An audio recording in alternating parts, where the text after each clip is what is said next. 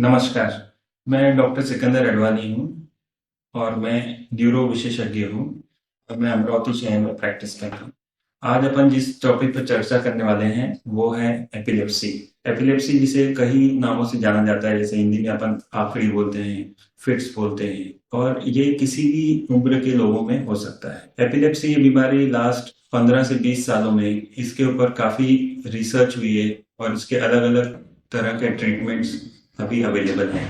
ये बीमारी पैदा होने के बाद से ही हो सकती है और जब तक आदमी बूढ़ा नहीं हो जाता तब तक भी किसी भी आदमी को अफेक्ट कर सकती है। सबसे पहले अपने को जानना है कि ये कौन से टाइप्स के एपिलेप्सी रहते हैं। एपिलेप्सी में डिवीजन दो तीन प्रकार से कर सकते हैं। जो सबसे कॉमन जो डिवीजन होता है वो है कि एपिलेप्सी कहाँ से, दिमाग के कौन से पार्ट से आ रही है।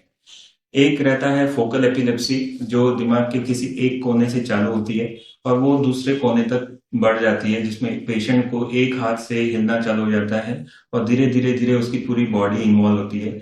और बाद में जब वो पूरी तरह से फैल जाती है, जब पेशेंट को अपन देखते हैं वो पूरी तरह से आखिरी हाथ पैर हिलने लगते हैं, जीभान कट जाती है, मुंह से फेस आने लगता है, कभी कभी पेशेंट इसमें पेशाब भी पेशेंट का निकल जाता है और पेशेंट को होश नहीं रहता। ये कुछ किसी किसी पेशेंट में कुछ सेकंड्स के लिए रहता है, किसी किसी पेशेंट में कुछ मिनटों तक रहता है। जब ऐसे मरीज को अपन देखते हैं अपने घर में, कहीं बाहर, कहीं पे भी, अपन थिएटर में हैं, कभी मार्केट में हैं, या अपन घर पे हैं, तो ऐसे पेशेंट को कभी भी अपन जब आखिरी आते हुए देखते हैं तो सबसे पहला काम जो अपना होना चाहिए वह है पेशेंट को एक करवट पे लिटा के उसका एयरवे प्रोटेक्ट करना है। एयरवे प्रोटेक्ट करने का मतलब है कि उसकी सांस को अपन ने प्रोटेक्ट करना चाहिए। ये पेशेंट्स में जब आखिरी आती है तब सांस अपनी अटक सकती है, क्योंकि वहां पे सिक्रीशन आ जाते हैं, गले में फेज आता है और वो गले में अटक के पेशेंट की मृत्यु हो सकती है। तो उसको अपने को सबसे पहले बचाना है। चप्पल सूंघाना या फिर प्याज सूंघाने से एपिलेप्सी बंद या आखिरी बंद नहीं होती। ये मिसकंसेप्शन है जो अपन ने अवॉइड करना चाहिए। जो एपिलेप्सी की परिभाषा है वो है कि कभी भी पेशेंट को आखिरी आना, और वो जैसे मैंने बताया कि एक पार्ट से चालू होती है और दूसरे पार्ट में फैलती है। इसी में दूसरे टाइप की एपिलेप्सी रहती है जिसको अपन जनरलाइज सीजर बोलते हैं या जनरलाइज आखड़ी बोलते हैं, जिसमें पूरे ब्रेन के पार्ट से ये आखड़ी चालू होती है और अचानक पेशेंट या तो डायरेक्टली हाथ पैर हिलने लगते हैं उसके, या फिर वो अचानक गिर जाता है, या फिर झटके आने लगते हैं। तो इस टाइप की एपिलेप्सी को अपन जनरलाइज एपिलेप्सी बोलते हैं। ये सब डिफरेंशिएशन करने की क्या जरूरत है? तो सबसे जो ट्रीटमेंट पार्ट है इस एपिलेप्सी का, वो डिपेंड करता है कि पेशेंट की एक पार्ट से चालू, ब्रेन के एक पार्ट से चालू हो रही है या फिर पूरे ब्रेन से चालू हो रही है। इसमें जो दूसरे टाइप की एपिलेप्सी रहते हैं जिसको बोलते हैं सिम्टोमेटिक एपिलेप्सी, वो रहती है कि ब्रेन में कोई तो एक कारण है, कोई एक गांठ है या कोई एक इन्फेक्शन है जिसकी वजह से वो पेशेंट को फिट्स आती है।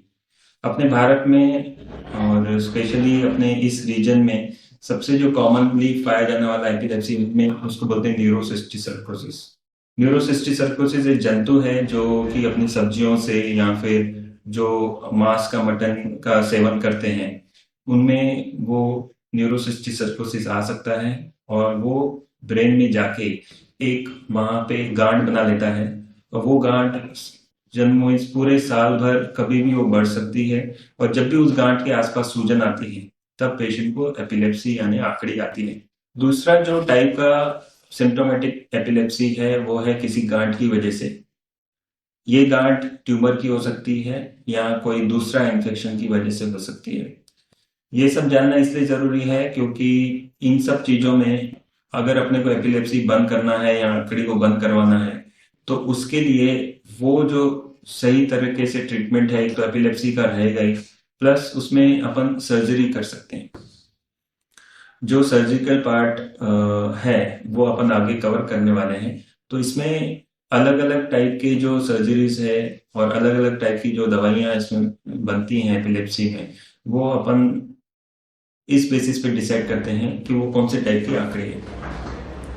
अगर अपन ये बात करें कि बचपन में कौन से टाइप की एपिलेप्सी होती है, तो बचपन में सबसे कॉमन जो आंकड़ी अपन देखते हैं वो है पैदा होने के बाद शुरुआत के 5-6 सालों में, जिसको अपन फेब्राइल सीजर्स बोलते हैं।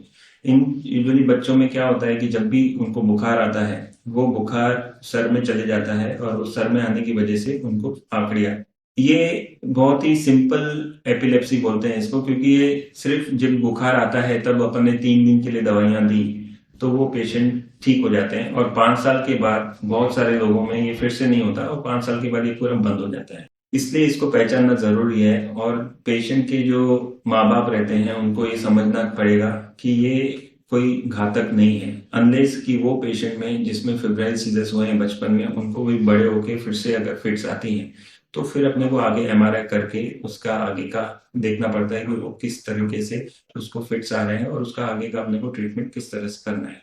एपिलेप्सी एक ट्रीटेबल डिसऑर्डर है, और इसका जो इलाज है वो सही दवाई से, सही विशेषज्ञ से लेने पर, सही डायग्नोसिस करने के बाद 80 से 90% पेशेंट पूरी तरह से ठीक हो जाते हैं। जो 10 से 15 पेशेंट ठीक नहीं होते वो भी और 3-4 दवाइयाँ ऐड करने पर वो ठीक हो जाते हैं, या फिर उन पेशेंट्स में सर्जरी से भी उनको लाभ हो सकता है।